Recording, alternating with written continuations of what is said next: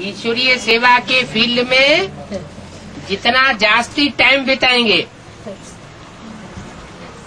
हैं, उतना मन बुद्धि तीक्ष्ण बनेगी, मनन चिंतन मंथन ज्यादा चलेगा,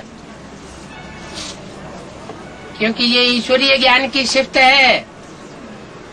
जितना दूसरों को बांटेंगे उतना अपना बढ़ता जाएगा। मनन चिंतन मंथन की गति तीव्र होती जाएगी, ऊंचे ऊंचे मनुष्य बनते जाएंगे। मनुष्यों में ऊंचे ऊंचे हो सकते हैं, उनकी पूजा नहीं होती। क्या पूजा नहीं होती?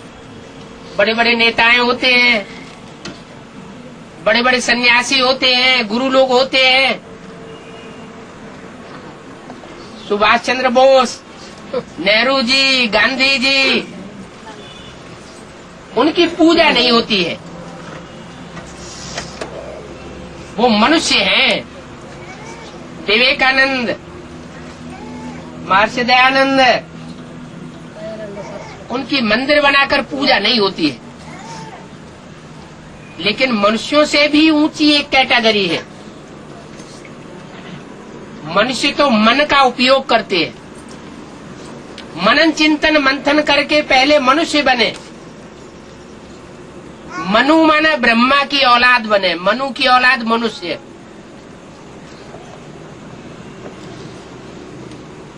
उसके बाद जब संपूर्ण मनुष्य बनता है तो संपूर्ण मनुष्य सो देवता।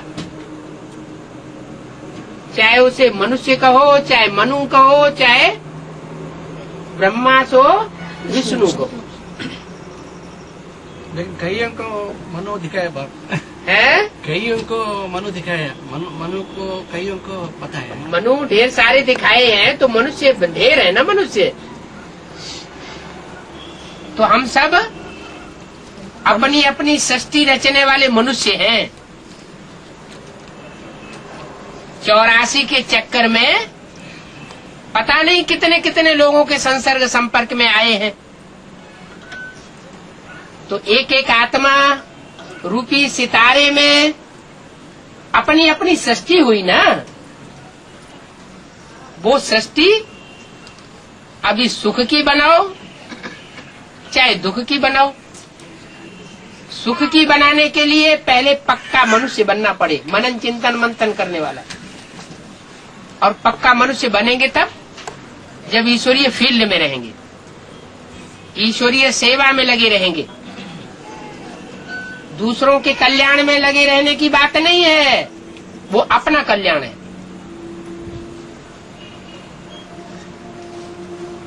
तो मनु में भी अव्वल नंबर होता है ना बाप, अव्वल नंबर का बच्चा बन। अब जो जितना करे उससे ऊंची स्टेज है देवताई स्टेज। देवताओं में सबसे बड़ा देवता कौन? देवदेव महादेव। तो ऐसा अगर लक्ष्य बुद्धि में रखा है तो महादेव जैसे संकल्प, कोई मनन चिंतन मंथन नहीं। मैं ज्योति बिंदु आत्मा और मेरा बाप सुप्रीम सोल शिव। मंदिर में दिखाते हैं ना, सोमनाथ के मंदिर में दिखाया था, लाल पत्थर का शिवलिंग था। लाल पत्थर इसलिए दिखाया कि शरीर में जिसके खून होगा तो अंदर कैसा रंग भरा हुआ है? लाल रंग। खून काला अच्छा नहीं माना जाता, तो लाल पत्थर दिखाया गया है। संकल्पों का श्रेष्ठ खून भरा हुआ है। उस लिंग में, और उसमें हीरा दिखाया गया था। वो हीरा है सुप्रीम सोल, बिंदु बिंदु आत्माओं का बाप। तो जो बिंदु बिंदु आत्माओं का बाप है वो निराकार कहा जाता है। उसको कोई संकल्प विकल्प नहीं चलता। तो वो शांति धाम वासी शांति धाम की स्टेज पकड़नी पड़े। जब तक वो आत्मा मन बुद्धि रूपी शांत नहीं हुई है, सुख और दुख के संकल्प विकल्प जब तक चलते रहेंगे, तब तक वो शांति धाम वापस नहीं जा सकती। और जब तक बाप के घर के बच्चे नहीं बनेंगे, तब तक बाप का कहना है मैं तुम्हें स्वर्ग में नहीं भेजूंगा। निसंकल्प बनो। जैसे बाप की स्टेज निराकारी, निर्विकारी और निरहंकारी,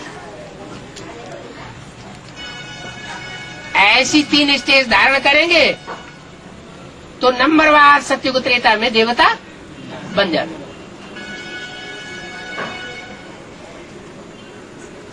सेवा जरूर करनी चाहिए। यह भी आकारी स्टेज की बात है। आकारी स्टेज है, मनन चिंतन मंथन की स्टेज से भी परे जाना है। तो डायरेक्ट हम निराकार बन सकते हैं ना बाबा, मनन चिंतन पहला चलना ही है। डायरेक्ट कोई आखिरी सीढ़ी भी चढ़ सकता है।